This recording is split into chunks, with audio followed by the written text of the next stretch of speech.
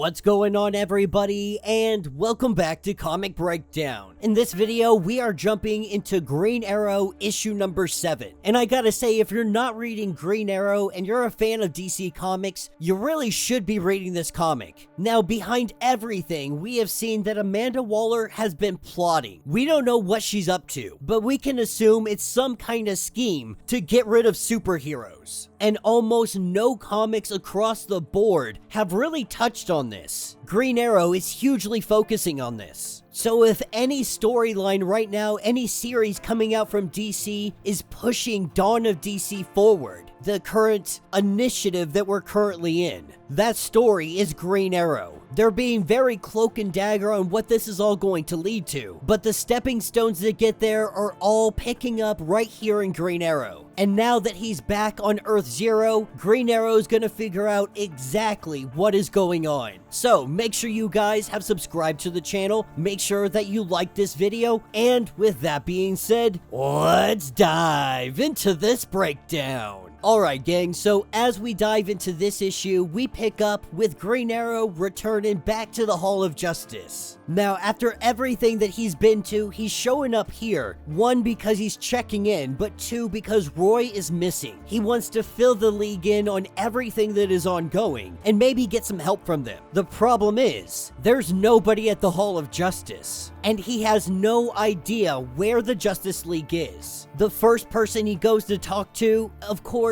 is Batman, asking him what the heck is going on, and he is letting him know that they were disbanded. He wants to know why. That's what takes him to Superman. Superman saying that they just felt like it was time to do something new. Nightwing proved himself. They offered him the Justice League and all its resources and he turned it down, having his own Titans Tower. The Titans stepping up to the plate, trying to get answers about Amanda Waller. He goes to Wonder Woman. Wonder Woman lets him know that she is protected. They don't know when she returned from Earth 3 or even how, but she has clearly figured a way out to get her role back in the government. And that comes with a whole bunch of issues of its own. And Wonder Woman not on the best of terms with the government currently. Really, Ollie is just confused on how everything is so different from the time he was gone. He expected to come back and things really just be the same. But he goes around and he talks to all the other heroes. Everyone is off doing their own thing. Nobody's really coming together. From Wally West to Martian Manhunter, Detective Chimp to Aquaman. That's what brings him to a conversation with Hal Jordan. They talk about everything going on, Roy missing, so on and so forth. Just thinking, reminiscing, discussing the idea of how they have become much more than they were when they first started out. How Ollie has built up this family around him. Now that he's seen the Justice League has been disbanded. One of the most constant and consistent things in his life is just gone. And he's just finding ways to deal with all of this change. But returning back home for the evening, we learn that he has been going out and having these conversations, keeping tabs on all of the heroes. One, to ensure that they are on the correct Earth and that nobody is manipulating anything. Noticing that there may be something off with Batman that they may need to check in on.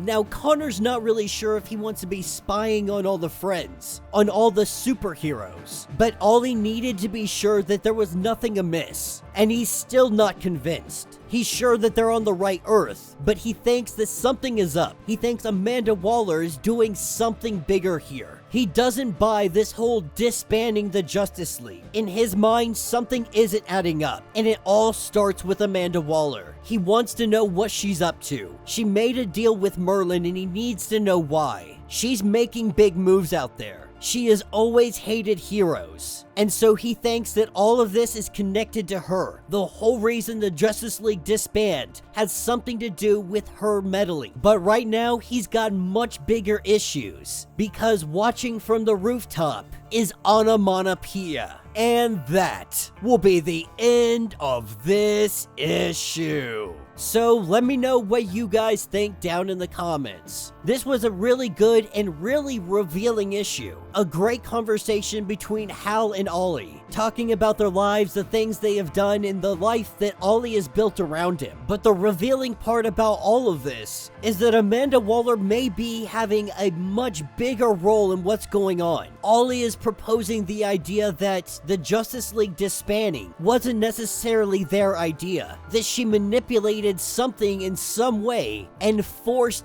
them disbanding. He is theorizing that Amanda Waller is trying to divide and conquer, if you will. Break up all the teams. Make everybody want to work individually. And in doing this, you can take them down one at a time. If they are not together and coordinated, your attack is going to be stronger. It is going to be more effective.